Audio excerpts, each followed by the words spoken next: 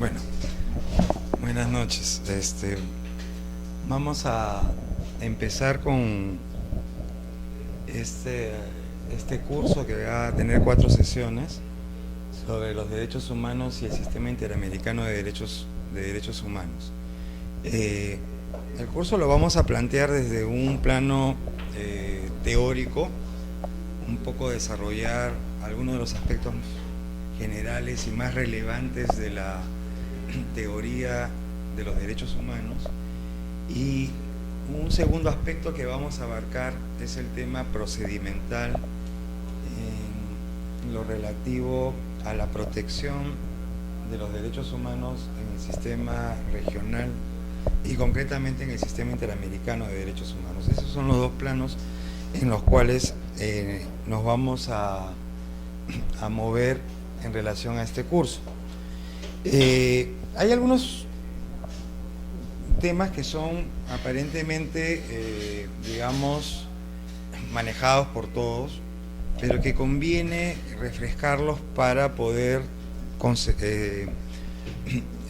ubicarnos en el desarrollo de los diferentes temas que vamos a tratar. Y sin duda, cuando hablamos de derechos humanos, estamos hablando en principio del aspecto dimensional del hombre, ¿no? Y sobre todo del hombre en relación con la sociedad. Y eso nos plantea un concepto básico de lo que supone el hombre en relación a la sociedad.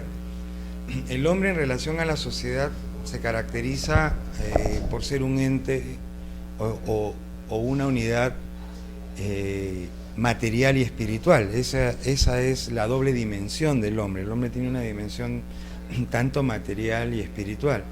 La dimensión material se revela y se expresa por las necesidades de ese orden, en lo que se refiere a la alimentación, a la vivienda, etcétera, etcétera. Pero sobre todo y fundamentalmente el hombre también tiene un plano espiritual, eso que los filósofos llaman un ser interior. Y esa interioridad del hombre, ese plano espiritual del hombre, se revela a través de su experiencia moral, es decir, lo que valora, lo que juzga, su experiencia psíquica, es decir, lo que cree, lo que siente, lo que piensa, y su experiencia estética, es decir, esa incansable capacidad que tiene el hombre de crear, de inventar, de modificar. Todo ello se ve potenciado, este plano, digamos, espiritual y material del hombre se ve potenciado por un conjunto de atributos que le son intrínsecos a la persona, que le son inherentes al hombre, como son la dignidad, la razón, la voluntad y la sociabilidad. La primera de ellas es el punto medular de la protección jurídica del hombre y de la persona, el tema de la dignidad, entendida en la dignidad como esa capacidad que tenemos las personas de respetarnos a sí mismos, pero además de demandar respeto y custodia de los demás. La dignidad hace que el hombre se reconozca como tal y en consecuencia se respete y además exija respeto y custodia de sus congéneres. Y este tema de la dignidad ha permitido que la sociedad se organice sobre la base de 2 reglas fundamentales. La primera, la sociedad y el Estado existen para el hombre. Esta regla elemental de coexistencia social, que la sociedad y el Estado existen para el hombre, determinan de que el hombre es un fin en sí mismo, es decir, el hombre no es un medio, no es un instrumento. Y eso ha llevado a que las constituciones, y entre ellas ciertamente la nuestra, y teniendo como el antecedente más inmediato la Constitución del 79, estableciera que el fin supremo de la sociedad y el Estado es el hombre. Y eso en atención a reconocer esa condición o esa cualidad que tiene el hombre de dignidad y de reconocer y afirmar el hecho de que el hombre es un fin en sí mismo. Como consecuencia de esta regla, sociedad y el Estado existen para el hombre, se deriva una segunda regla de coexistencia. La sociedad y el Estado encuentran su justificación organizacional en la defensa, protección y promoción del bienestar del hombre. Como quiera de que el hombre es el fin de la sociedad y del Estado, ciertamente estos, la sociedad y el Estado, deben organizarse, estructurarse, determinarse en función a proteger al hombre y a garantizar y promover su desarrollo integral.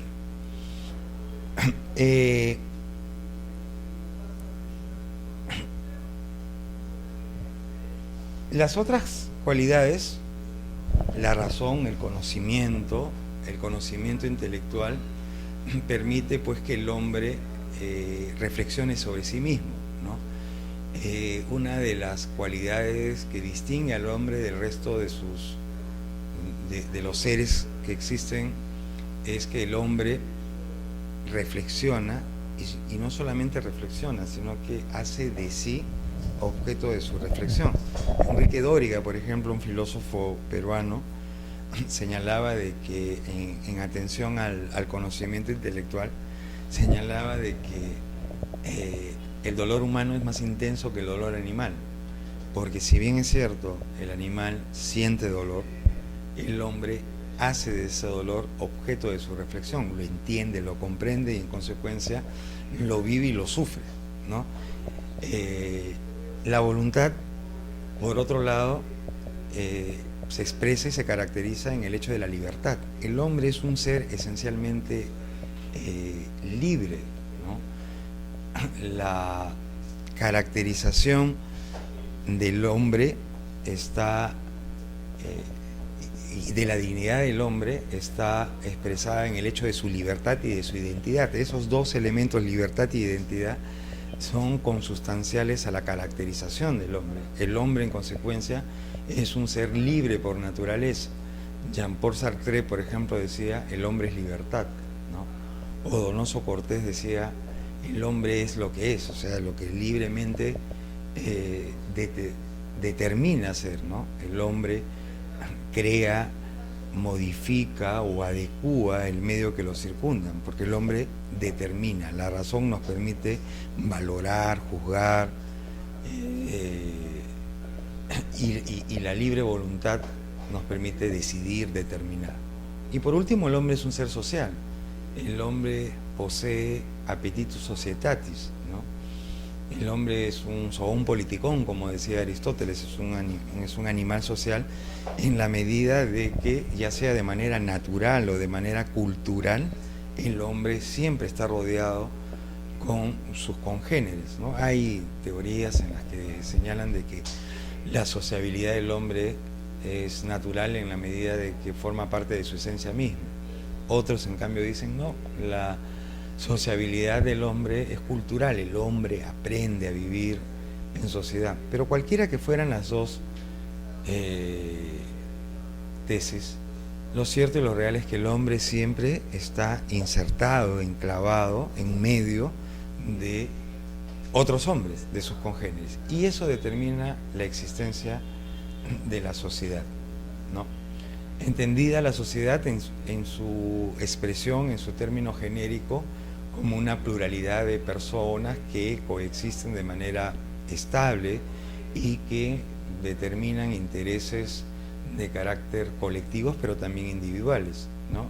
Suman, aunan esfuerzos para la consecución y la satisfacción de esas necesidades. Eso, digamos, es entonces un contexto de lo que supone el hombre en relación con la sociedad, ¿no? El hombre insertado en la sociedad. Y ese hombre insertado en la sociedad se desenvuelve en medio de un sinnúmero de relaciones que tienen en común el carácter intersubjetivo que tiene cada una de ellas, pero que se distinguen estas relaciones por la fuente o la base que ampara estas relaciones.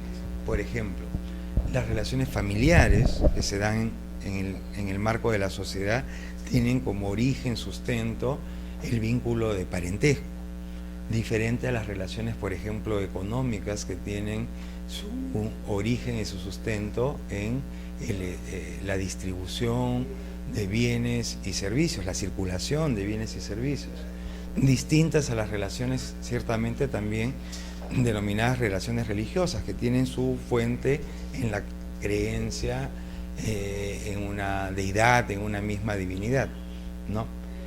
Todas estas relaciones que se dan en el marco de la sociedad suponen una regulación, suponen una ordenación y sobre todo y fundamentalmente suponen el reconocimiento de determinados derechos. Estaba programado un video que quería que lo visualicen, lo vamos a visualizar en la próxima sesión, porque a lo largo del tiempo el hombre ha ido proclamando primero y luego dotando de tutela jurídica a determinados derechos que se les reconoce como consustanciales a la condición de ser humano. Pero hay un aspecto que yo quería resaltar justamente en este tema de la línea del tiempo de los derechos humanos. Los derechos humanos ha sido una preocupación y una lucha que se remonta a muchos siglos antes de Cristo.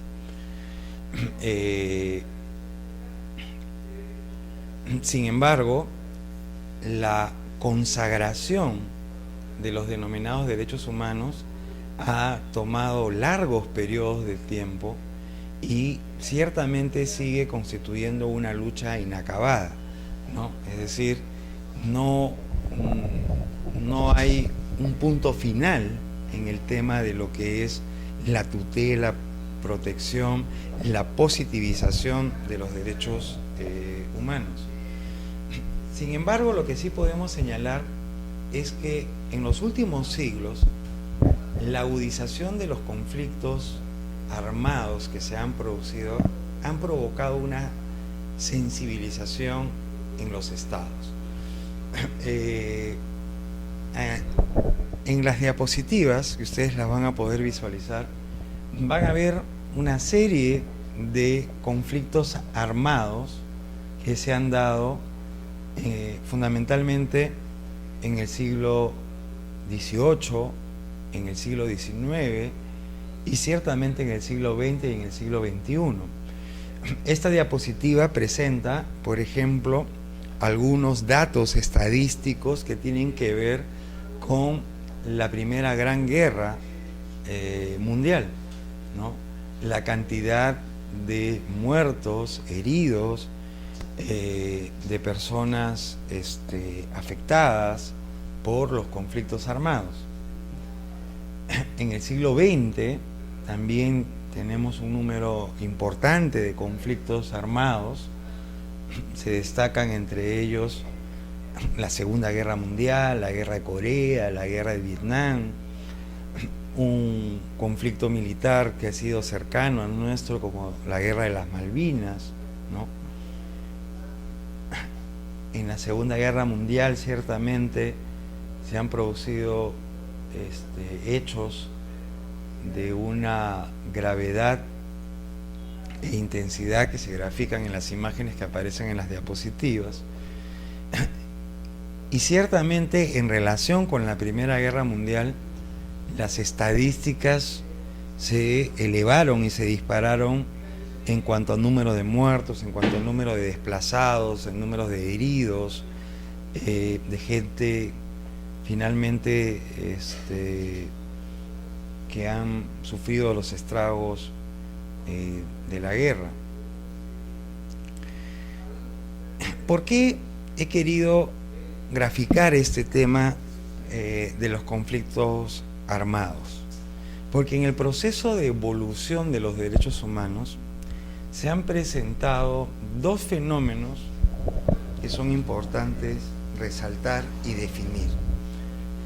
Uno, el fenómeno de la universalización de los derechos humanos, y el segundo, el fenómeno de la internacionalización de los derechos humanos.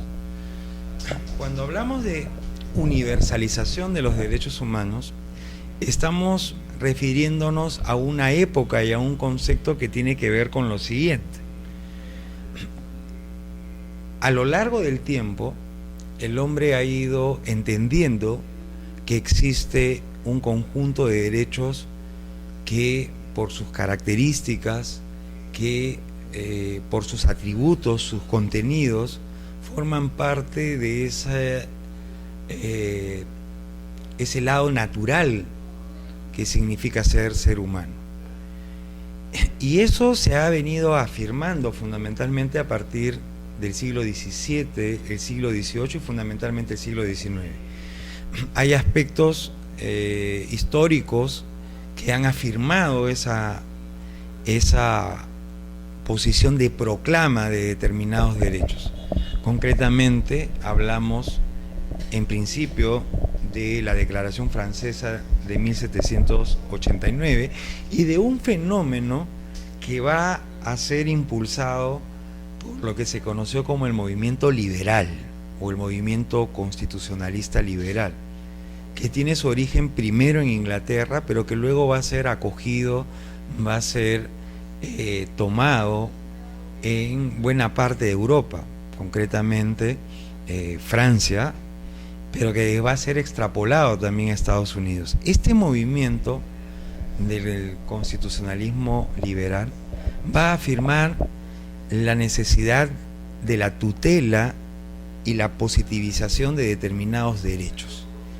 Y es así como la Declaración Francesa de 1789 va a elevar a la categoría de derechos fundamentales un conjunto de atributos y facultades que van a servir de base posteriormente para la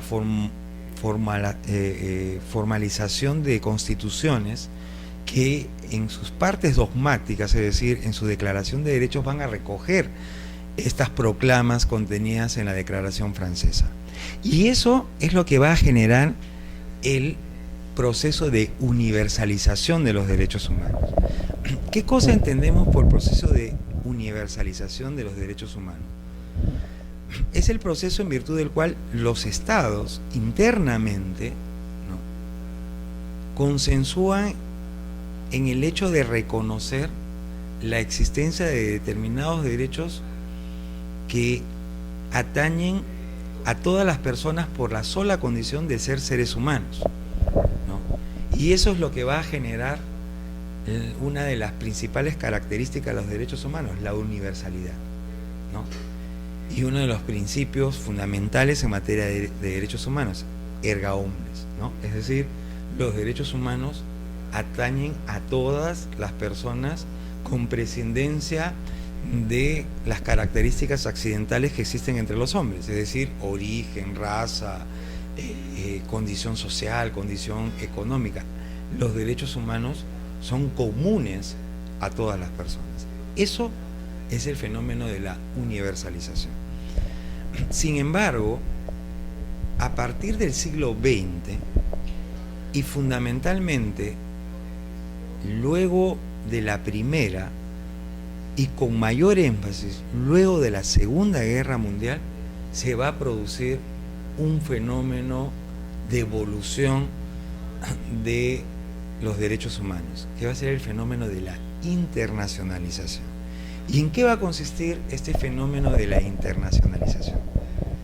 Provocado por los estragos, por las consecuencias y los resultados fundamentalmente de la Segunda Guerra Mundial. Millones de personas fallecidas, desplazadas, mutiladas, truncadas en sus proyectos de vida. Los horrores de la Segunda Guerra Mundial despertaron la preocupación, el interés y sobre todo la convicción por parte de los estados de que el tema de los derechos humanos no es un tema que deba ventilarse en cuanto a su tutela, protección y preocupación únicamente en el plano interno. Es decir, los derechos humanos, luego de la Segunda Guerra Mundial, con mayor énfasis y convencimiento, calan en los estados como un tema que trasciende el orden jurídico interno de cada uno de los estados. Los derechos humanos dejan de ser una preocupación en cuanto a su protección, en cuanto a su reconocimiento, que se ventila en el plano de las constituciones estaduales. Los derechos humanos a partir de entonces constituyen un problema de la sociedad internacional en su conjunto. Y eso va a generar la institucionalización, la formalización, primero, de instrumentos internacionales que van a elevar a los derechos humanos a la categoría de derechos reconocidos en el ámbito internacional, más allá de las constituciones de cada estado. Y ahí tendremos, por ejemplo, como el primer instrumento internacional de mayor importancia y relevancia, la Declaración Universal de Derechos Humanos, justamente suscrita el 10 de diciembre de 1948, post Segunda Guerra Mundial. Pero no solamente va a quedar en el hecho de la formulación de instrumentos internacionales, sean declaraciones, sean convenios, sean pactos o cualquier otro instrumento internacional, sino que también va a concretizarse en la institucionalización de organismos supranacionales que van a tener por misión y objetivo la tutela y protección de los derechos humanos. Y entonces es así como se van a crear, en principio, Naciones Unidas, ¿no? Y luego a niveles regionales se van a comenzar a crear organismos supranacionales de protección de los derechos humanos. Para ubicarnos en nuestro contexto regional, surgirá organismos, por ejemplo, como la Comisión Interamericana de Derechos Humanos, la Corte Interamericana de Derechos Humanos. Si nosotros hacemos una revisión epocal de esas instituciones, todas ellas son post Segunda Guerra Mundial, ¿no? Y lo propio ocurre con los instrumentos internacionales, ¿no? En el plano regional, la Declaración Americana de Derechos Humanos, que ciertamente es anterior a la Declaración Universal, ¿no? El mismo año, pero es anterior. O los pactos de derechos civiles y políticos, ¿no? Etcétera, etcétera.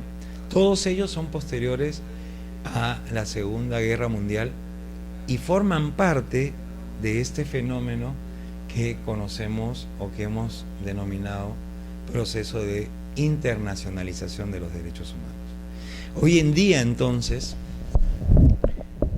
los derechos humanos giran en torno a estas dos ideas, estos dos fenómenos: la universalización, que supone, insisto, en el reconocimiento de la titularidad de los derechos humanos en toda y cada una de las personas por la sola condición de ser seres humanos, y el fenómeno de la universalización de los derechos, de la internacionalización de los derechos humanos, que plantea la idea de que la preocupación y la concreción práctica en la protección de los derechos humanos se traslada del ámbito interno al ámbito de la sociedad internacional.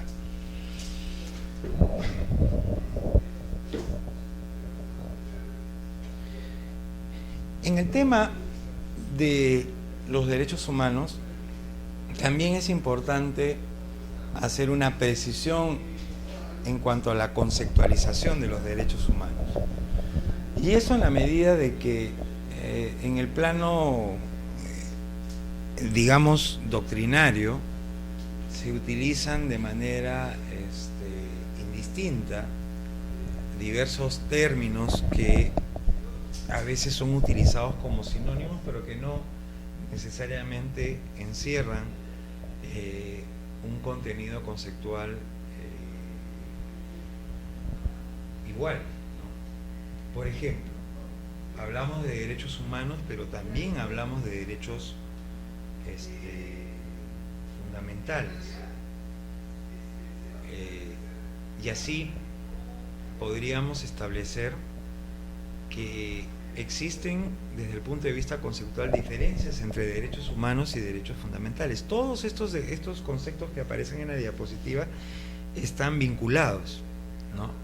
En esencia están sumamente vinculados, pero conceptualmente no necesariamente revelan un mismo contenido conceptual. Por ejemplo, cuando hablamos de derechos humanos y hablamos de derechos fundamentales, no necesariamente estamos hablando de lo mismo. En primer lugar, una primera diferencia, probablemente no la más importante, tiene que ver con su uso y empleo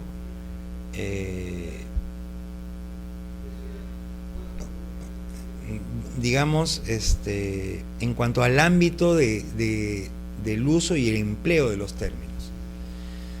El término de derechos humanos es frecuente utilizarlo en el ámbito de la sociedad internacional, ¿no? Y es por eso que, por ejemplo, hablamos de Declaración Universal de Derechos Humanos, ¿no? Hablamos de Convención Americana de Derechos Humanos, hablamos de Corte Interamericana de Derechos Humanos, etcétera, etcétera, ¿no? O Tribunal Europeo de Derechos Humanos. Mientras que el término de derechos fundamentales, su uso está más bien vinculado al ámbito interno de los estados. Y eso se expresa y se revela, por ejemplo, cuando abrimos las constituciones, y para hablar de la nuestra propiamente, hablamos de derechos fundamentales, ¿no? O cuando revisamos, por ejemplo, la jurisprudencia que genera nuestros órganos de control de constitucionalidad, de protección de derechos, de lo que se habla en la jurisprudencia es de derechos fundamentales, ¿no? Pero más allá o de esa diferenciación en cuanto al ámbito de su uso, existe también una diferencia conceptual. Cuando hablamos de derechos humanos, estamos hablando de estos derechos que son naturales, que son intrínsecos, que son inherentes, que forman parte de la índole misma del hombre, ¿no? Y cuando hablamos de derechos fundamentales, estamos hablando de estos mismos derechos, pero que han sido positivizados, es decir, han sido insertados dentro de un texto constitucional en particular. Digamos entonces que los derechos fundamentales son derechos humanos recogidos y contenidos en una constitución. Pero no solamente eso, no solamente son derechos humanos contenidos en una constitución, sino que además estos derechos están en una condición singular en relación con el resto de derechos que se encuentran en la Constitución. Con lo cual quiere decir que no todos los derechos constitucionales son derechos fundamentales. Y ciertamente no todos los derechos constitucionales son derechos humanos, ¿no? Los derechos fundamentales serán aquellos derechos humanos que están en una Constitución, pero que están en una condición, además, particular en relación con el resto de derechos consagrados en esa Constitución.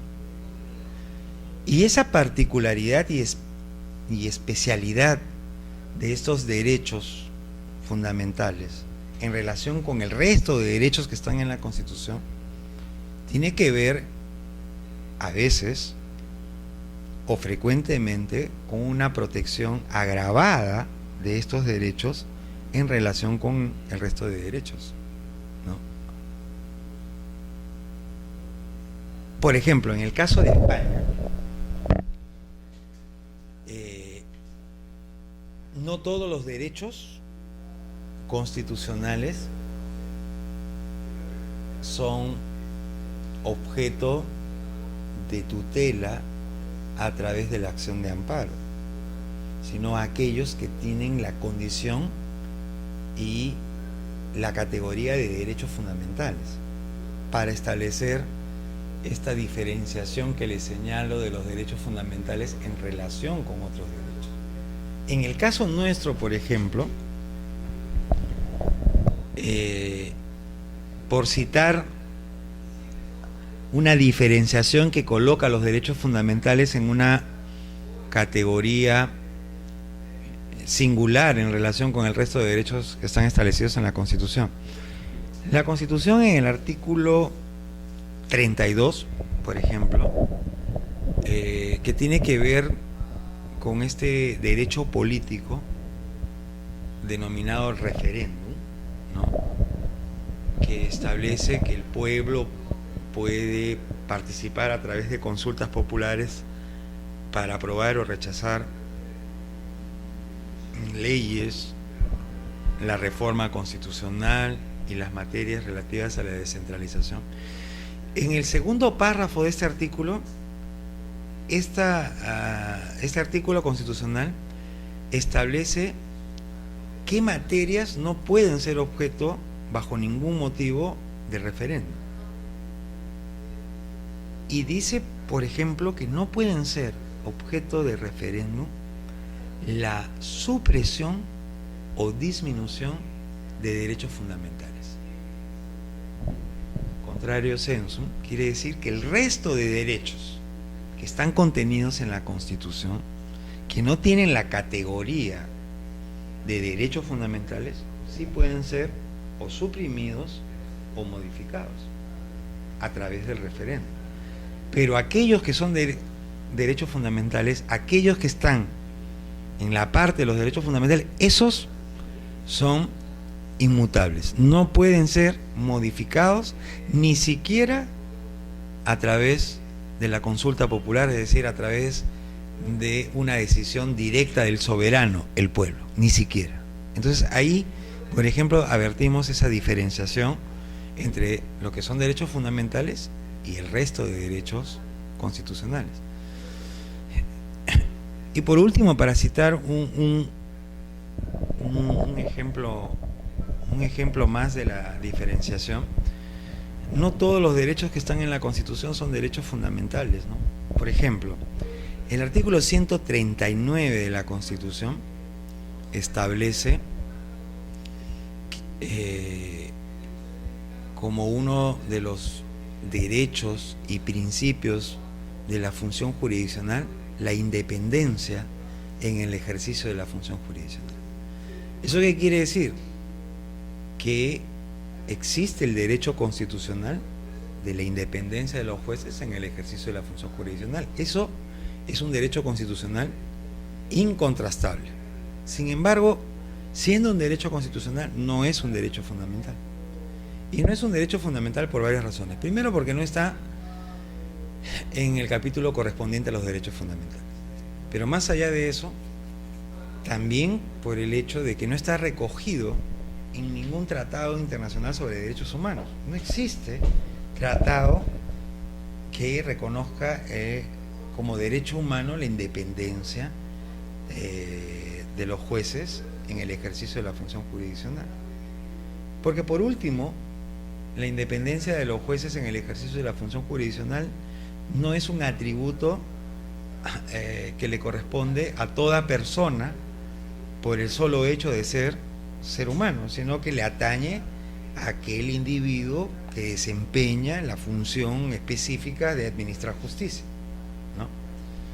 Entonces, ciertamente hay una diferenciación, ¿no? Entonces, tenemos ahí la noción de lo que son derechos humanos, la noción de lo que son derechos fundamentales, y la noción de lo que son de los derechos constitucionales. Hay otros términos, por ejemplo, derechos del hombre,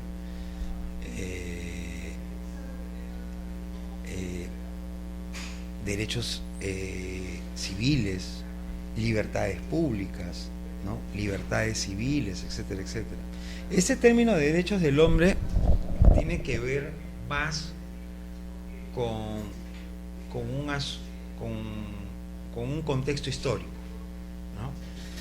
Los franceses tuvieron, digamos, la visión clara de que la persona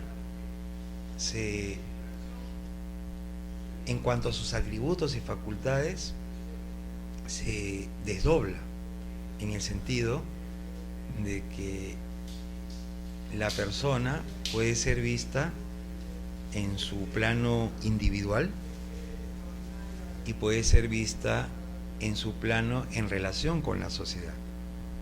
En su plano en relación con la sociedad, coloca a la persona en un estatus determinado, el ciudadano. Y en relación a ese estatus, esa persona, con el estatus de ciudadano, tiene un conjunto de atributos, de derechos, de facultades que le son propias justamente por ostentar esa condición, ese estatus de ciudadano. Pero en su plano individual, el hombre también tiene derechos, facultades y atributos distintos y diferentes a los que tienen que ver con su condición o estatus de ciudadano. Por eso es que los franceses, a su declaración de 1789, le denominaron Declaración de los Derechos del Hombre y del Ciudadano, ¿no? Del hombre en cuanto a esas facultades y atributos que tienen que ver con su condición de ser individual, y la de ciudadano con su condición de persona en relación y en el marco de una sociedad. ¿Okay?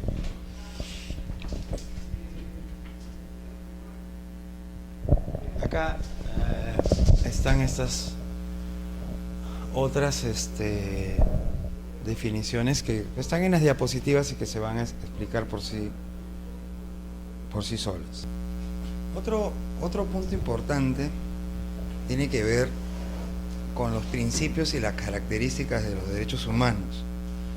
Y acá yo he hecho una selección de algunos de los principios y características más relevantes de los derechos humanos. Y sin duda, un primer principio que además de ser un principio es una característica de los derechos humanos, es el tema de la universalidad. Y la universalidad, como ya lo habíamos comentado cuando hablamos de este proceso de universalización e internacionalización, precisamos que la universalidad supone de que los derechos humanos le son aplicables a todos aquellos que ostentan la condición de seres humanos, ¿no? Y esto con prescindencia de sexo, raza, religión, condición social, condición económica. Se me viene un poco a la mente cuando hablamos, por ejemplo, del derecho a la libertad de expresión, ¿no? A propósito de esta característica de la universalidad, se presentó un caso en el año 2000 o 2001 en Venezuela, a propósito de una visita que hace nuestra compatriota, la doctora Lourdes Flores, a un evento de la Democracia Cristiana Internacional en Venezuela. Y resulta de que cuando la entrevistan, ella señala o compara al gobernante de turno, Hugo Chávez, con Alberto Fujimori, ¿no? Digamos que dice algo así como que Hugo Chávez es el Fujimori de Venezuela. Eso provocó que el ministro de Interior y Justicia, que así se llama en Venezuela, saliera a los medios de comunicación y declarara de que era inaceptable las opiniones de la doctora Lourdes Flores, porque los extranjeros no tienen derecho a la libertad de expresión en Venezuela, que la Constitución venezolana solamente reconocía la libertad de expresión a los venezolanos y que en consecuencia iban a aplicar las sanciones que correspondían. Eso fue avalado además por el propio Hugo Chávez, que fiel a su estilo señaló de que le podrán decir lo que quieran de la frontera para afuera, pero hacia adentro ningún extranjero podía opinar sobre cuestiones internas. Eso sin duda va en contrasentido de el principio de universalidad de los derechos humanos. Y además iba en contrasentido de opiniones consultivas y sentencias de la Corte Interamericana de Derechos Humanos, en específico en materia de libertad de expresión, que establecían que la libertad de expresión, la titularidad correspondía a nacionales o extranjeros, independientemente de que sea cómodo, incómodo, oportuno o inoportuno dar declaraciones de esa naturaleza en suelo ajeno. Lo cierto y lo real era que el derecho a la libertad de expresión, por ejemplo, en particular, hace prescindencia de situaciones de origen, ¿no? Los derechos humanos son universales. Otra característica es la independencia y complementariedad, ¿no? Los derechos humanos, digamos, para graficarlo, no son compartimientos estancos, ¿no? Es decir, los derechos humanos no caminan por cuerdas separadas, sino que hay una interrelación entre ellos, una interdependencia. El goce y el ejercicio efectivo de unos está condicionado al reconocimiento y el ejercicio de otros, ¿no? Por ejemplo, en materia de derechos espirituales, concretamente se me ocurre en materia de libertad de culto, ¿no? Es un derecho humano. La libertad de culto, por ejemplo, está vinculado, depende de el reconocimiento y goce efectivo de la libertad religiosa y a su vez de la libertad de conciencia, ¿no? Es decir, la libertad de culto carece de sentido si es que no hay un reconocimiento efectivo de la libertad religiosa y por ende también de la libertad de conciencia, ¿no? Esa incongruencia, por ejemplo, la tuvimos nosotros durante mucho tiempo en nuestros textos constitucionales, ¿no? Desde la Constitución de 1823 hasta la Constitución de 1860, por ejemplo, se reconocía la libertad de conciencia. Sin embargo, no se reconocía la libertad de culto. Es más, la Constitución de 1860 establecía la prohibición de culto de religiones contrarias o diferentes a la católica, ¿no? Entonces ahí había una cuestión de incongruencia, ¿no? Porque por un lado se respetaba, entre comillas, la libertad de conciencia, pero por otro lado se prohibía que las personas pudieran exteriorizar a través de actos de culto, ¿no?, una determinada convicción religiosa, ¿no? Era un contrasentido. Eso fue superada con la Constitución de 1920, incluso con nuestra Constitución vigente, la Constitución de 1993, hemos dado un salto cualitativo, no digamos propiamente en el texto constitucional, sino en su desarrollo interpretativo a través del Tribunal Constitucional. Me refiero concretamente, ya que estoy hablando de la libertad de conciencia, a la figura de la objeción de conciencia.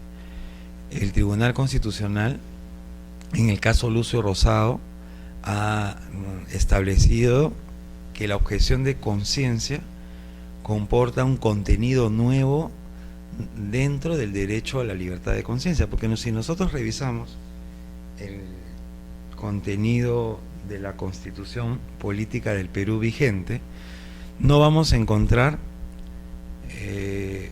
precepto alguno que consagre la objeción de conciencia, como sí lo hay, por ejemplo, en la Ley Fundamental de Bonn, la Constitución alemana, como sí lo hay, por ejemplo, en la Constitución española del 78, que expresamente reconocen el tema de la objeción de conciencia para los casos de servicio militar obligatorio. En el Perú no hay esa literalidad en el texto constitucional.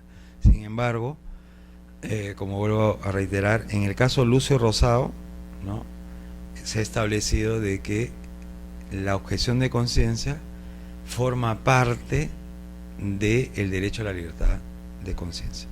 Entonces, el principio de interdependencia y complementariedad es un principio fundamental en materia de derechos humanos.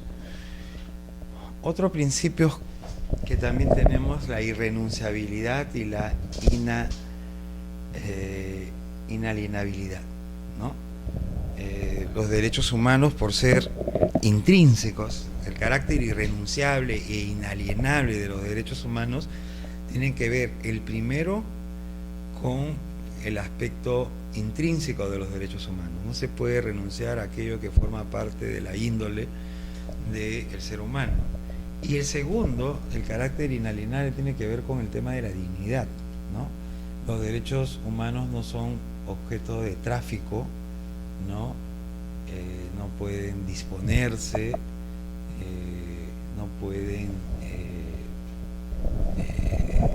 ser objeto de manipulación patrimonial en relación a los derechos humanos, ¿no? Luego tenemos la trascendencia de la norma positiva, que quiere decir que los derechos humanos van más allá incluso del propio contenido del derecho en la norma escrita, en la norma positiva, ¿no? Eso es otro principio en relación a los derechos humanos. Su carácter imprescriptible, ¿no? Son inmutables en el tiempo, no se pierden por el transcurso del tiempo. Eso tiene que ver también con dos aspectos, ¿no?, o dos características, la inmutabilidad y la irreversibilidad, ¿no? Los derechos humanos no se pierden aún con el transcurso del tiempo, porque la esencia humana, la naturaleza humana no cambia, no se modifica. Los derechos humanos son progresivos, no tienden a retroceder, sino más bien tienden a extenderse. La igualdad también comporta un principio, ¿no? Los derechos humanos son transversales, no hacen distingo por razones accidentales. La inviolabilidad concierne a todas la obligación de respetar los derechos humanos. No solamente es un tema estadual, sino también tiene que ver con las relaciones socioparticulares. Y en relación con el Estado, es importante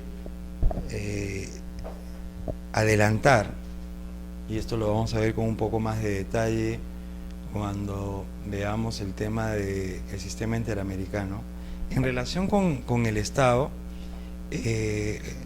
los Estados tienen una doble obligación, dos tipos de deberes en relación a los derechos humanos: el deber de respeto y el deber de garantía, ¿no? El primero supone un no hacer, ¿no? El deber de respeto supone como obligación del Estado, supone que el Estado debe abstenerse de realizar cualquier práctica, conducta que suponga la limitación, restricción o vulneración de un derecho humano. Y el deber de garantía, que eso está establecido en la Convención Americana de Derechos Humanos, el deber de garantía supone una obligación de hacer. Los estados tienen la obligación de realizar las acciones legislativas, de implementación de políticas dirigidas a la protección de los derechos humanos, ¿no? Por ejemplo, una típica obligación de garantía es la no impunidad, ¿no? Cuando uno de los contenidos de la obligación de garantía por parte de los estados es que los estados tienen que hacer y adoptar las medidas conducentes a castigar, ¿no?, aquellos actos que supongan una vulneración de los derechos humanos. El no desplegar las acciones necesarias y suficientes para castigar supone que el Estado incumpla el deber de garantía, ¿no? Pero en general la inviolabilidad supone que todos, Estado y ciudadanos, ¿no?, gobernantes y gobernados, están en la obligación de respetar los derechos humanos. Está regresando. En relación a las características,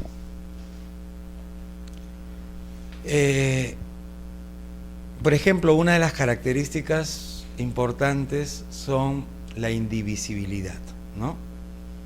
No hay jerarquía de un derecho humano respecto de otro, ¿no? O sea, no hay una estructura jerárquica en relación de los derechos humanos. Dicho de una manera más sencilla, no se puede plantear la idea de que existe un derecho humano de mayor valor que otro derecho humano, ¿no? Y eso en términos de interpretación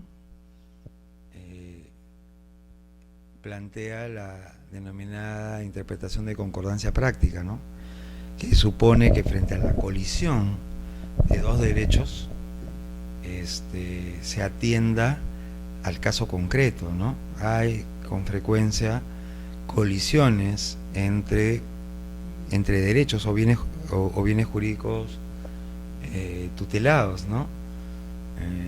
Ya que hablaba sobre la libertad de expresión, por ejemplo, en la libertad de expresión suele darse con frecuencia esta colisión de derechos, ¿no? Por ejemplo, libertad de expresión versus derecho a la reputación, libertad de información versus seguridad, o libertad de expresión versus salud pública, ¿no?, moral pública, etcétera, etcétera, ¿no? Y con la pregunta que hacía, ahí tenemos también otro caso, ¿no?, en relación a esto de la despenalización del aborto por producto de una violación, ¿no? Ahí hay dos derechos que de alguna manera se confrontan, ¿no? Por un lado, el derecho a la dignidad, al proyecto de vida de la madre o de la mujer. ¿A qué otro derecho? A la salud, ¿no? A la integridad, ¿no? Integridad psíquica, moral, versus el derecho a la vida, ¿no?, del concebido, ¿no?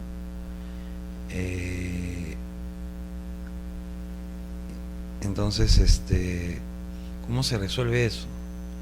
se resuelve en principio partiendo de interiorizar que no es que un derecho humano valga más que el otro, ¿no? En el ejemplo o la pregunta que formulaste, no es que per se el derecho a la vida tenga mayor valor que el derecho, por ejemplo, a la integridad o a la salud de la mujer, o viceversa, ¿no? Eso tendrá que ponderarse en el caso concreto, ¿no? Un primer punto de partida para resolver estos conflictos es tener esa idea clara de que no hay una jerarquización en cuanto a los derechos humanos. La segunda es la progresividad, ¿no? El sistema universal, internacional de protección de derechos humanos tiende a expandirse, no a constreñirse, ¿no?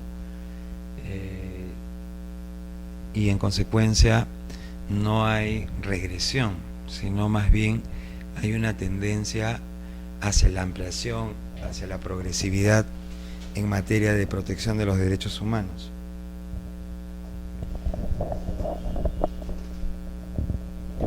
La inherencia, bueno, eso ya lo hemos visto también, ¿no?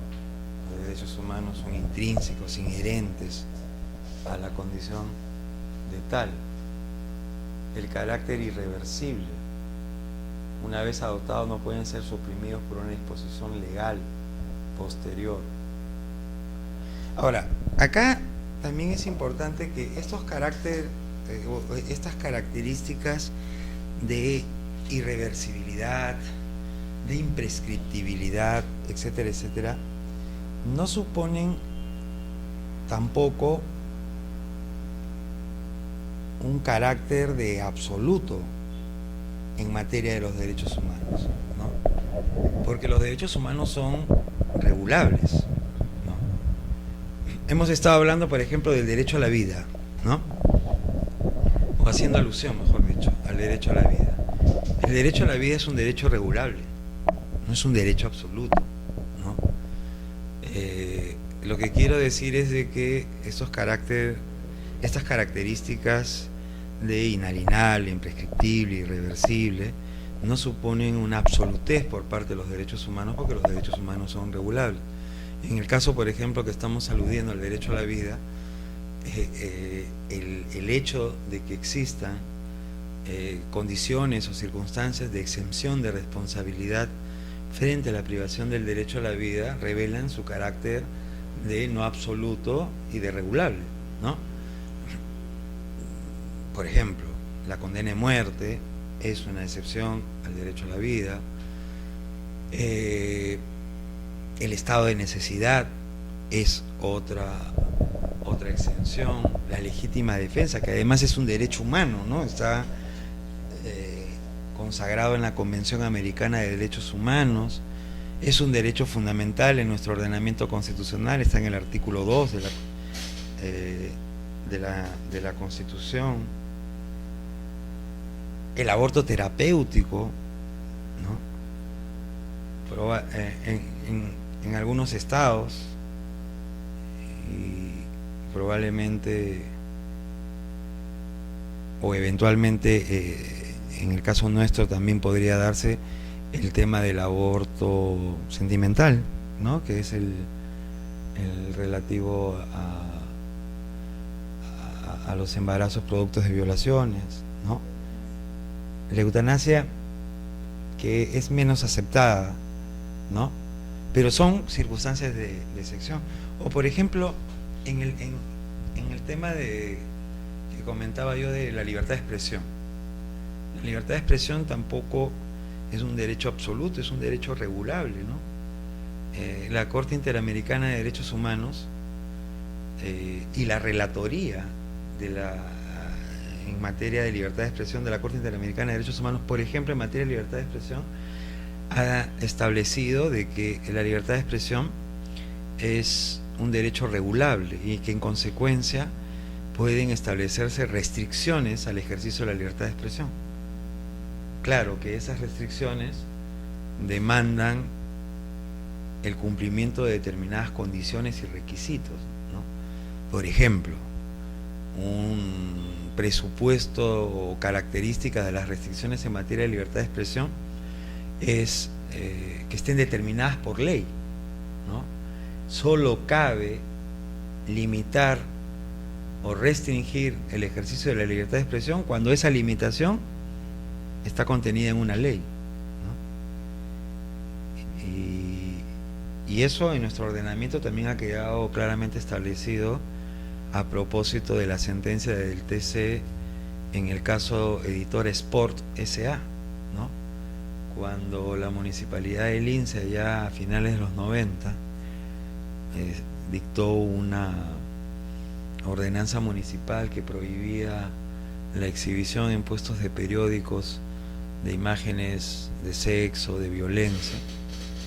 Editor Sport, que era justamente la que producía todos estos diarios chichas, que justamente se caracterizan porque en sus portadas están imágenes de mujeres desnudas, ¿no? O de sexo explícito, interpusieron una acción de amparo y el Tribunal Constitucional estableció de que las limitaciones a la libertad de expresión sí son válidas, pero en tanto sean dictadas por el legislador ordinario, o sea, por el Congreso. Y en el caso de la ordenanza municipal no se daba esa situación, ¿no? Otra característica, por ejemplo, al ejercicio de la libertad de expresión es que la restricción apunte a proteger un objetivo legítimo, ¿no? Por ejemplo, en este caso que estoy hablando de Editor Sport, ¿cuál era el objetivo legítimo ahí? La salud, la moral pública, ¿no? La salud psíquica de los niños, de los adolescentes, ¿no? Pero no cumplía con el otro requisito de que tenía que ser determinada por ley, ¿no? Es más, ni siquiera es suficiente de que esté determinada por ley y persiga un objetivo legítimo, sino que además, en materia de libertad de expresión, las restricciones tienen que ser necesarias para proteger un objetivo legítimo. ¿Qué quiere decir esto de que sean necesarias para proteger un objetivo legítimo? Que sea el último recurso, que no haya otra forma de proteger el objetivo legítimo que no sea a través de la limitación o de la restricción de la libertad de expresión. Y ahí hay un caso bien interesante que se dio en Estados Unidos, que es el caso Playboy versus United States, ¿no? En Estados Unidos, en el año 97, se dictó el Acta de Telecomunicaciones, la Ley de Telecomunicaciones, y en uno de sus artículos se establecía que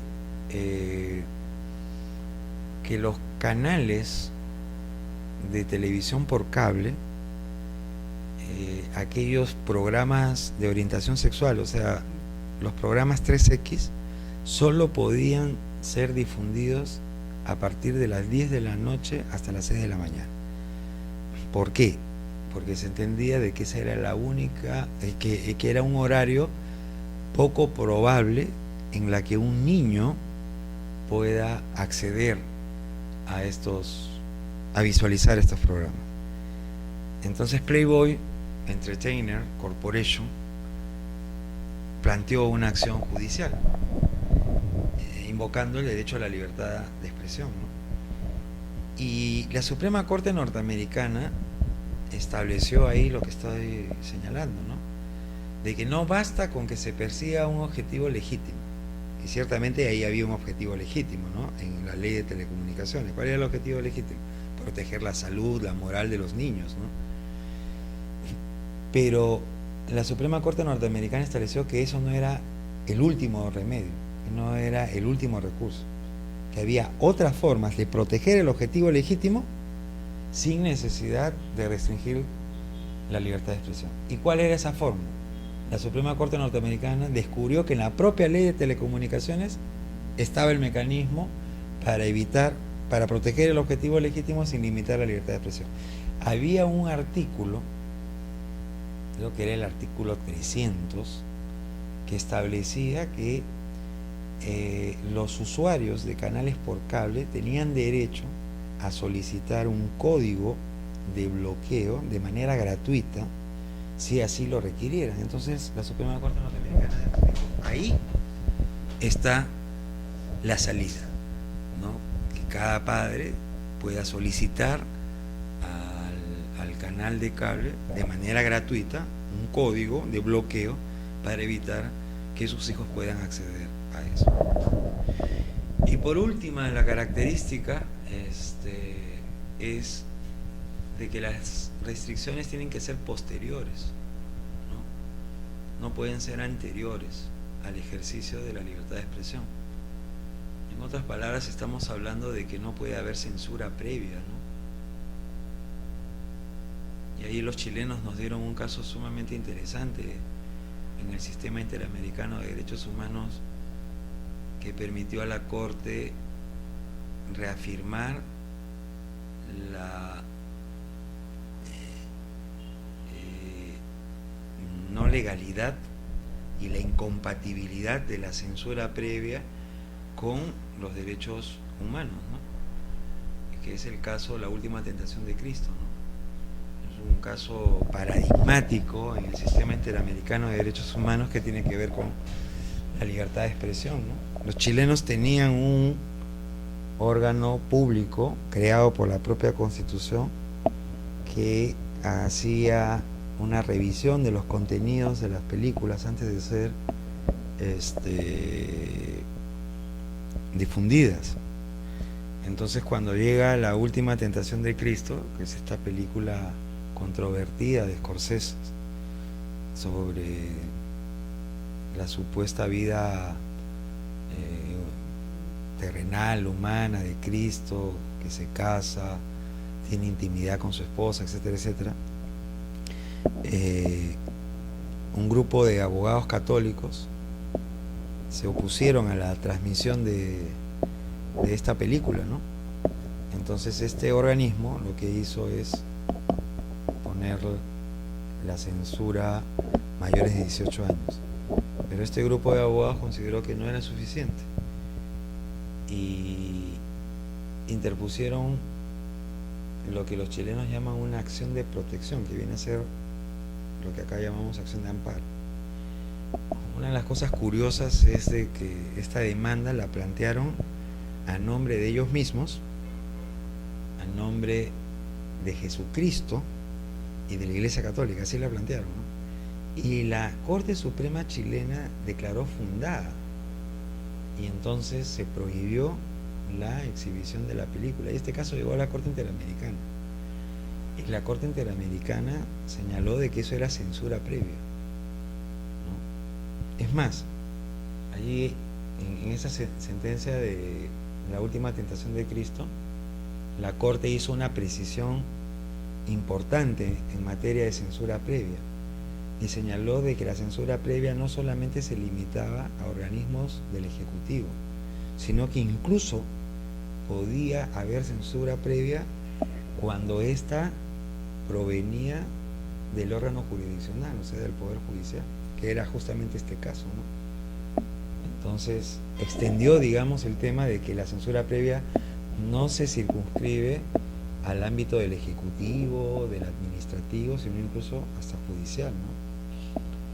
La consecuencia de eso no solamente fue que los chilenos varios años después pudieron ver La última tentación de Cristo en el cine, sino que además los chilenos modificaron su constitución eliminando este organismo público. Pero bueno, eso ya me fui por el lado de la libertad de expresión, pero un poco lo que quería graficar era que estos caracteres de inherencia, irreversibilidad, imprescriptibilidad no tienen que ver con la absolutez de los derechos humanos, ¿no? Los derechos humanos son regulables, ¿no?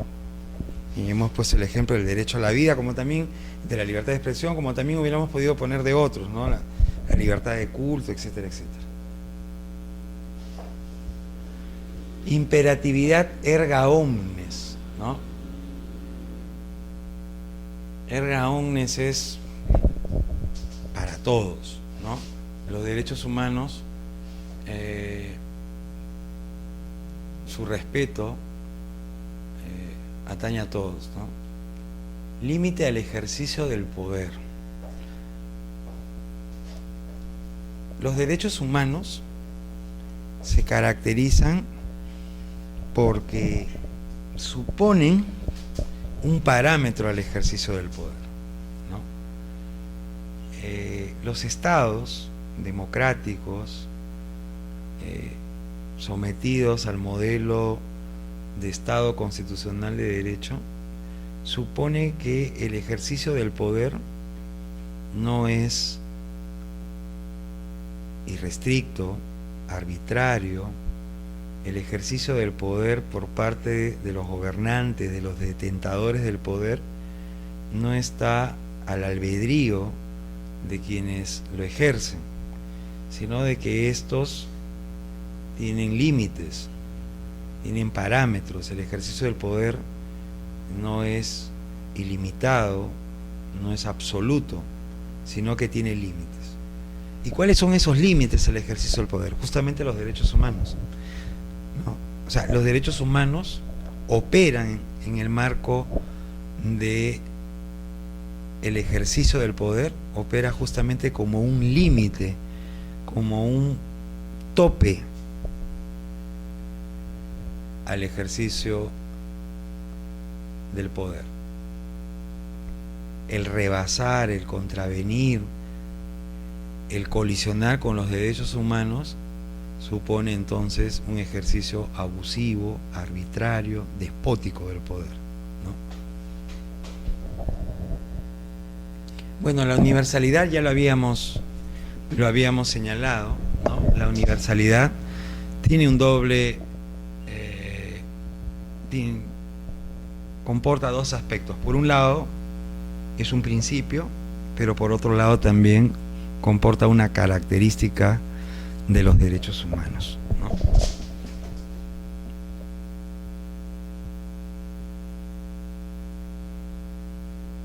No sé si hasta acá hay alguna inquietud, alguna pregunta. ¿No? Tiene que haber alguna pregunta.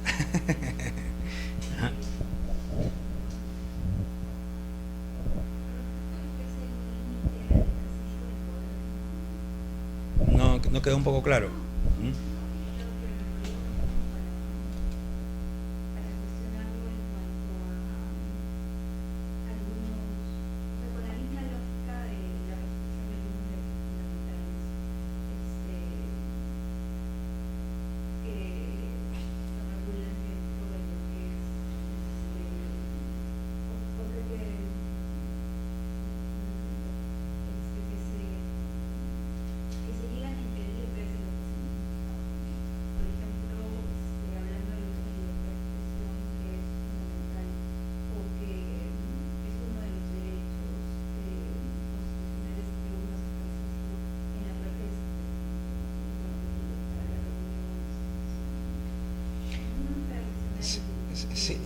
Sí, es que una cosa es la proclamación teórica, ¿no?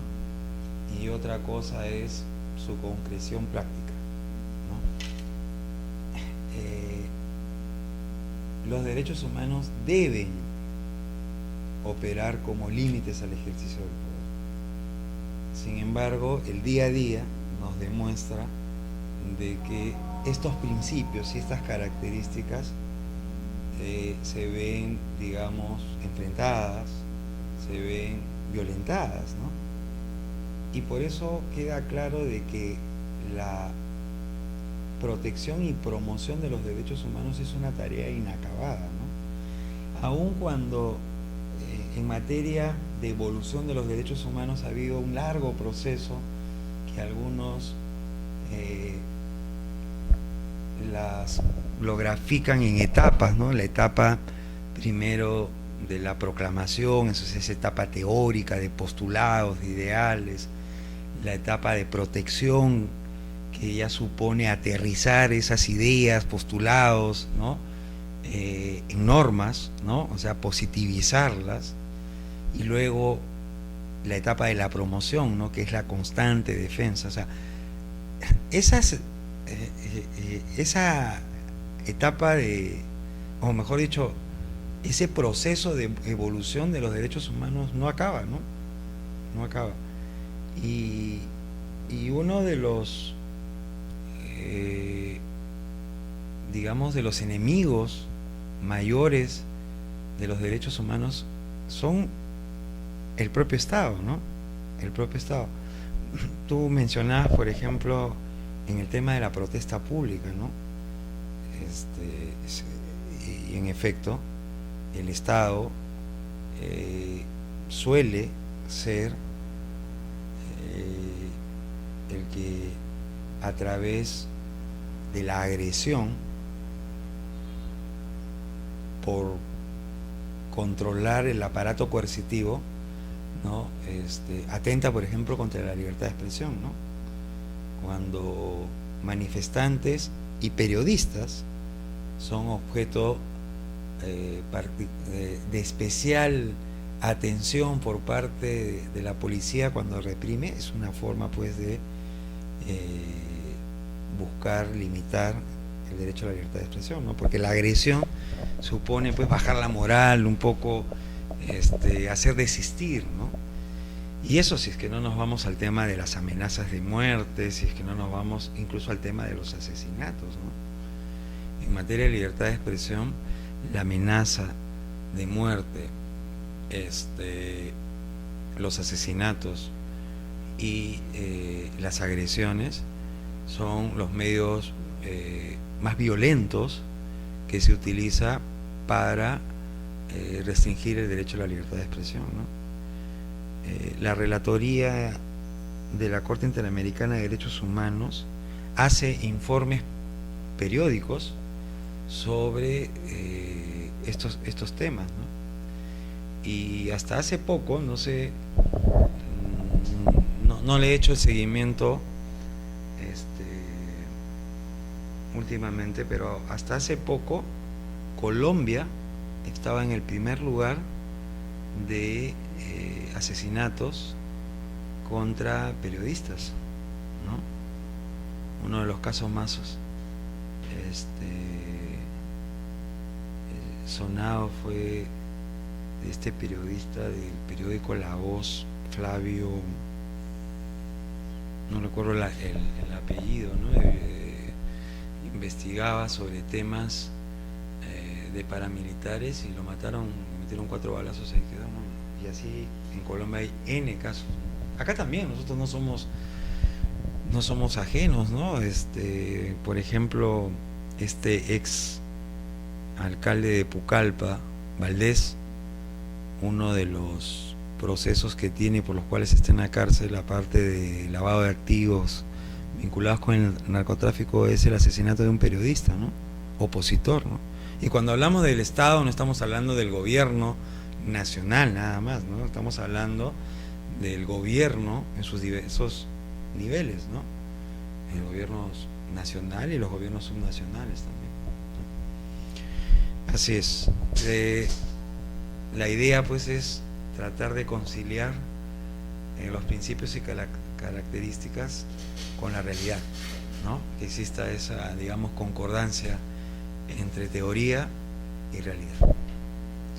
Bueno, muchas gracias, nos vemos entonces la próxima sesión.